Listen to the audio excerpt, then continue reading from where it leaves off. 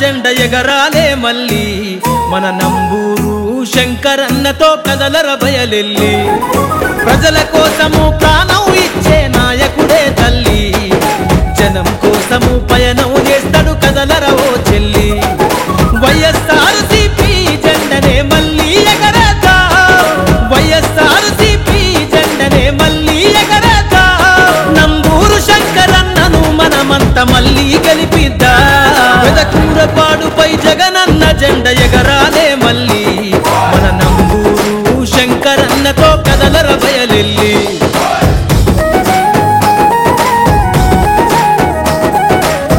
మరి నా గెలుపులో మీ అందరూ భాగస్వామై నన్ను అసెంబ్లీకి పంపించిన ప్రతి ఒక్కరు కూడా పేరు పేరున నా హృదయపూర్వక అభినందనలు తెలియజేస్తున్నాను. అప్పుడు వాళ్ళ గవర్నమెంట్ తెలుగుదేశం ప్రభుత్వం వైఫల్యాల గురించి మాట్లాడాము. ఆ రోజున ఈ రోజున మన సంక్షేమం అభివృద్ధి చేసి మనం గ్రామాల్లోకి రావడం జరిగింది. మళ్ళీ ఓటేయడానికి రావడం జరిగింది. మళ్ళా జగన్మోహన్ రెడ్డి గారిని ముఖ్యమంత్రిగా చేసుకోవాలని మన ఎంపీ అనిల్ కుమార్ యాదవ్ గారిని నాకు మీ అందరూ కూడా 2 ఓట్లు ఫ్యాన్ గుర్తు మీద ఓటు వేసి అఖండ మెజార్టీతో గెలిపించాలని చెప్పి మరొకసారి ప్రార్థిస్తున్నాను మీ అందరినీ. మరలా పేదవాళ్ళు అందరూ కూడా పిల్లలు చదువుకోవాలన్నా ఏదన్నా అనారోగ్యం చేస్తే హాస్పిటల్కి వెళ్లి ఫ్రీగా వైద్యం చేసుకోవాలన్నా మరి జగన్మోహన్ రెడ్డి గారు రావాలి. ఆయన వస్తేనే ప్రతి పేదవాడు కూడా చదువుకోవడానికి ఒక మంచి అవకాశం అనేది చేసి చూపించాడు జగన్మోహన్ రెడ్డి గారు. మరొకసారి అందరూ కూడా ఆలోచించాలి. అందరికీ చెప్పేది ఒకటే, మీ గ్రామంలోనే స్కూల్ తీసుకోండి ఎలా డెవలప్ అయిందో, మీ గ్రామంలోనే హెల్త్ సెంటర్ ఒకటి తీసుకోండి ఎలా ఉందో, సచివాలయం మీ గ్రామంలోనే రావటం, మరి మీ అందరికీ రైతు భరోసా గాని ఇవన్నీ కూడా మన గ్రామంలోనే అన్ని పనులు కూడా అవుతున్నాయి. మండల ఆఫీస్కి వెళ్లే పని లేకుండా.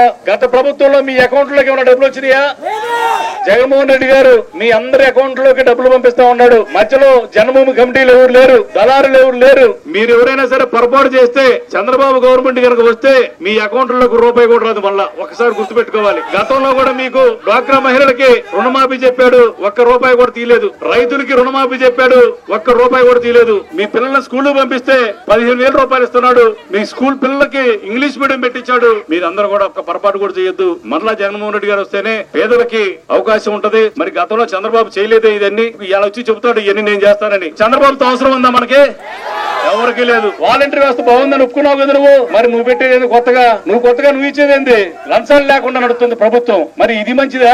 మళ్ళా జన్మభూమి కమిటీలు ఒక్కసారి ఒక మాట చెప్పమనండి. దమ్ముంటే మీకు ధైర్యం ఉంటే 2014 నుంచి 2019 పాలన తీసుకొస్తామని చెప్పదు. దమ్ముంటే ఎవరైనా సరే మీ నాయకుడు ఎవరైనా సరే తీసుకురామని చెప్పండి. మేము చెబుతాం 2019 నుంచి ఇప్పుడు 24 ఓటికి ఇదే పాలన మేము కొనసాగిస్తామని చెబుతాం. మేము ఎవరు మంచి చేస్తున్నారో వాళ్ళని ఆశీర్వదించండి. గ్రామంలో ఉన్న ప్రజలందరూ కూడా నేను ఒకటే విన్నపం, ప్రశాంతమైన జీవితం నడుస్తుంది. ప్రశాంతంగా మనకి గొడవలు లేకుండా నడుస్తా ఉంది. నేను మంచి చేశాననుకుంటే నాకు ఓటేయండి. మరి మీ అందరూ కూడా 2 ఓట్లు అనిల్ కుమార్ యాదవ్ గారికి, మరలా నాకు 2 ఓట్లు ఫ్యాన్ గుర్తు మీద. 1వ నెంబరు ఎంపీ ఓటు, 1వ నెంబరు ఎమ్మెల్యే ఓటు, 1వ నెంబరే. 2 ఓట్లు ఫ్యాన్ గుర్తు మీద కుద్దాలి.